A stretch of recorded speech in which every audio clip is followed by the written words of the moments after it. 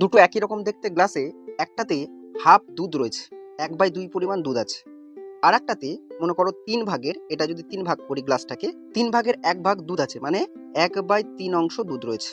এবার এই দুটো গ্লাসে যতটুকু খালি জায়গা আছে পুরোটা জল ভরে দিয়ে অন্য পাত্রে মিশ্রণ দুটোকে ঢেলে দেবো। এই যে নতুন মিশ্রণটা হচ্ছে সেখানে দুধ ও জলের অনুপাত কত হবে সেটা দেখব। হাফ দুধ আছে আর হাফ পরিমাণ তাহলে জল ঢাললে পুরোটা ভর্তি হয়ে যাবে। এই গ্লাসে 3 ভাগের 2 ভাগ যদি জল ঢালি পুরোটা ভর্তি হয়ে যাবে।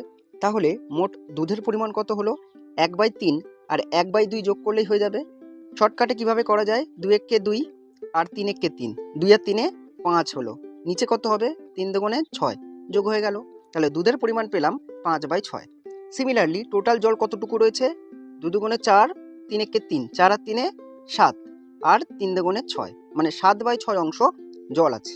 তাহলে নতুন পাত্রে মোট দুধের পরিমাণ 5/6 এবং জলের পরিমাণ 7/6। তো 6 কেটে দাও, মানে 5:7 হলো নতুন পাত্রে দুধ ও জলের অনুপাত। অঙ্কটা ভালো লাগলে লাইক করে দিও, আর এরকম আরও ভিডিও পেতে আমাকে ফলো বা সাবস্ক্রাইব করে রাখতে পারো। ভিডিওটা দেখার জন্য অনেক অনেক ধন্যবাদ।